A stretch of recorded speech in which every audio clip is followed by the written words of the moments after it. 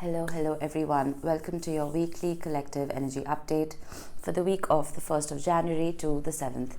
Now, I decided to do this because there are a couple of transits that I hadn't even thought of till they actually affected me. Okay. Starting off the year, we had Jupiter turning direct in the sign of Taurus after a significant period of retrograde. Wherever we were feeling a lack of luck, a lack of freedom, I feel like Jupiter is going to bring that back to that particular area of your birth chart. Jupiter is the planet of optimism, of joy, of expansion and freedom, right? And Taurus rules our finances, our personal income. So to a very large extent, I feel like we were forced to almost close our purse strings, to tighten our purse strings. I feel that now the Jupiter is turning direct. After a little bit of a shadow period, of course, that feeling of optimism, of growth, of prosperity and abundance is going to return in full swing. Now, one of the transits that really pissed me off, to be honest, was Venus in Sagittarius squaring Saturn in Pisces. Now, I am a day late recording this, but this transit, we're going to feel it for a couple of days. This happened on the 1st, yesterday. And it's almost like very, very serious conversations that really had no place to be had on the first day of the year had to be had. And these could be very serious conversations. Venus is the planet of love, right? And Saturn is the planet of restrictions. When these two planets are squaring each other, they are in a very difficult dance together in the sky. So this could have meant a breakup for somebody. This could have meant serious misunderstandings for somebody. This could be a power struggle for somebody, right? So it's important for you now to ask yourself where you may be sacrificing your beliefs and your ideals to make somebody else happy. Okay. Even though Saturn doesn't really represent communication, I am getting blocked communication here with Venus squaring Saturn. But what's interesting, right after that, on the 2nd, we have Mercury stationing direct in the sign of Sagittarius, which is absolutely wonderful because Venus is in Sagittarius as well, right? With Mercury stationing direct, conversations and decisions which may have been very muddled for the last couple of weeks, there's going to be utmost clarity now. I'm honestly getting Neptune retrograde vibes. If you were feeling like you were wearing rose-colored glasses and you couldn't make a decision to save your life, now Mercury is helping your mind come back online, right? And Sagittarius is the sign of freedom. There's an aircraft flying overhead. If any of you have been wanting to travel, but it seems like something or the other has always been getting in the way, that's changing. All right. Lastly, we have Mars entering Capricorn on the 4th of January until the 13th of February. And this is the time to plan your future. Saturn rules Capricorn, right? Capricorn is a very ambitious sign to do with your repetition, your income, your career. So, and with Mars entering Capricorn, regardless of where Capricorn is in your chart, it's going to give you a boost. It's going to give a boost to those ambitions, right? To those plans. And if there was ever a time to formulate a blueprint for the next 5 years or the 10 years of your life, now is the time to do it. All right. It's a great time to start the year in full force. All right. Now that we have the transits out of the way, I'm going to pull a brief spread to see what other energies could be playing around for us. I'm pulling an Archeo card, by Nick Pantock. We have Anima and Animus. Interesting. There's a beautiful duality that comes with this card. It can talk about the sun and the moon. It can talk about the male and the female. It can talk about daylight and darkness, right? The amalgamation or the alchemical wedding, as they say, of the anima and the animus creates a beautiful balance between yin and yang. This could be as simple as balancing that yin and yang within your own spirit, within your own psyche, or balancing it out with somebody else. I'm going to read this short paragraph from the book. It says, the golden sun and silver moon pursue higher callings. Language as poetry, math as pattern, the elegant dance of body and soul, the high art of listening, eye of contact, the ways of touching, timing, the reading of emotion, and the kindness for its own sake. So there's a beautiful cross between logic and your intuition and emotion. At the end of the day, this is the Lover's card, right? This is yin and yang. This is the male and the female, regardless of gender, regardless of what gender you're even attracted to. There could be somebody around you who could be coming in to balance out one of those aspects. It's possible that you're primarily yang. You could be a female carrying heavy yang energy, where you feel like you have to do all the work, you have to take action, you have to take charge, right? And you may be missing out on the yin, where you're being asked to just sit and receive and create.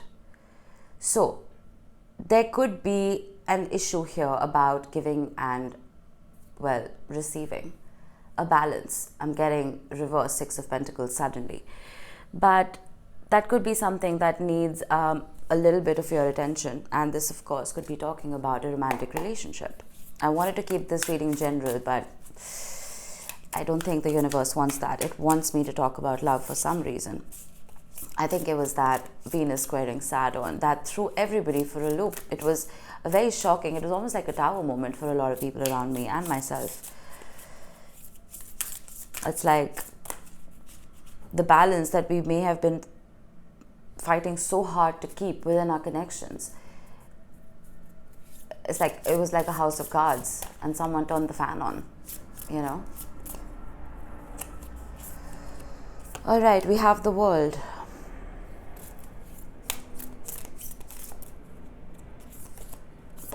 The Queen of Coins or the Queen of Pentacles. Something flipped over. Okay, that's a lot. I'm not going to take them, but I did see the Two of Wands and the Knight of Wands.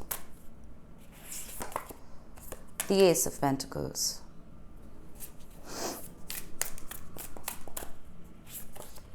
The Six of Wands, beautiful energy.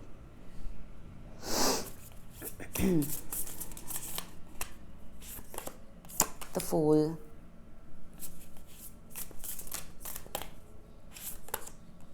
And Judgment. Wow, powerful. Bottom of the deck, we have the Lovers. Interesting, is it not? Anima, Animus, and the Lovers. So this is definitely a love reading. All right, with the World and the Six of Wands, I feel that you or the person you are dealing with, you were desperately looking for some sort of conclusion to a journey. And I know that sounds very cryptic, but I feel like a relationship is a journey, right? And you meet different obstacles, you meet different destinations that keep changing. This could be moving from friendship to a relationship, to marriage, to having kids, to whatever, right? There are different destinations. I feel that a few of you were waiting for one of those destinations to be reached. And for a large number of you, it was commitment. And I feel like you were so close, you could almost touch it. And with the Six of Wands, it's almost like you knew you'd be successful. You knew that this relationship was taking a beautiful course and you knew exactly where you were going, right? It was a celebratory situation. The World card is graduation time. This is successfully completing something. But considering we have the Queen of Pentacles and the Fool, I'm suddenly getting independence. The Queen of Pentacles is someone who has to cater for herself or himself without really receiving much from the other side. The Fool, if you're familiar with the original Rider-Waite, is somebody who takes a leap of faith alone. So this is telling me that there was a nod here to the Aries North Node and the Libra South Node, where autonomy had taken a front seat. I don't know what happened here. I am going to get a couple of crossing cards, but something here is telling me that there was a sudden shift in trajectory. It's like you were merrily walking along this road with a significant other. You knew exactly where you were going. And suddenly there's a fork in the road and you find yourself walking alone. Making decisions alone.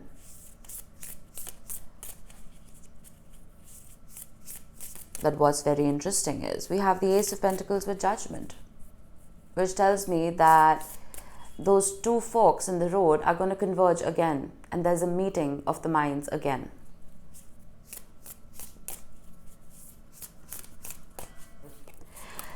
All right, let's make sense of this.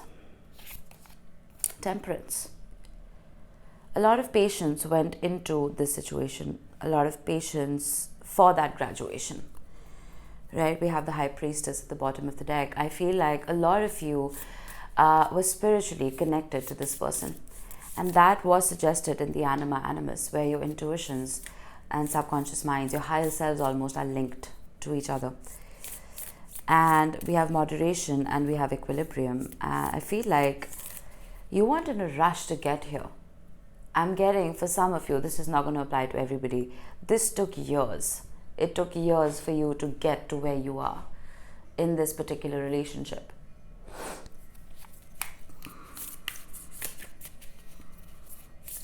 Some of you could be dealing with the Sagittarius. We also have Scorpio, and we have Aquarius and Gemini. Oh, that wanted to show itself. The Four of Cups. Contemplation and reevaluation. I don't know if this was you or it was somebody you were dealing with, but I feel like someone changed their mind here. Where earlier, like I said, you were walking the same paths. Suddenly, that destination didn't make sense. Bottom of the deck, we have the Page of Wands with Justice. That balance just wasn't there. I told you I was getting the Six of Pentacles in reverse. We have the Nine of Cups, which could translate to selfishness. I feel that somebody here, I don't know why I'm getting this, somebody liked drama. There's one individual here who is not happy when things are smooth. It's like they're so used to drama in their life that they have to create it, even if it doesn't exist. And I'm also getting here a whole lot of selfishness with the Nine of Cups.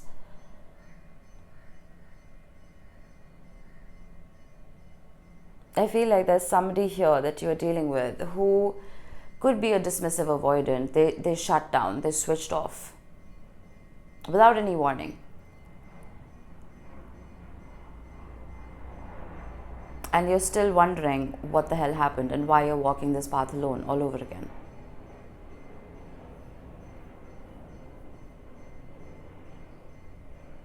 Some of these people that you're dealing with could also have a wandering eye. The Fool and the Page of Wands could suggest that, who found the next shiny thing that they wanted to chase after. The Queen of Pentacles and the High Priestess wanted to reveal themselves, which is why now you're left picking up the pieces and reevaluating what it is that you think you deserve. And which is why some of you may be balancing that yin and yang within yourself. The Lovers originally was called the choice, right? It could be the choice between yourself and a significant other. I feel like a lot of you chose yourselves, and I congratulate you for that. We have the Chariot, direction and willpower, with the Ace of Pentacles and Judgment. Bottom of the deck, we have the Five of Cups. Of course we do, with the King of Swords, the Queen of Cups, the Two of Cups, of course, the Eight of Cups, and the Fool, with the Tower. There's deep regret here. Deep regret, dwelling and avoidance. I feel that whoever it is that you're dealing with is a tube light. It takes them a while to come online. It takes them a while to process their emotions. It takes them a while to understand where they went wrong and how to fix it.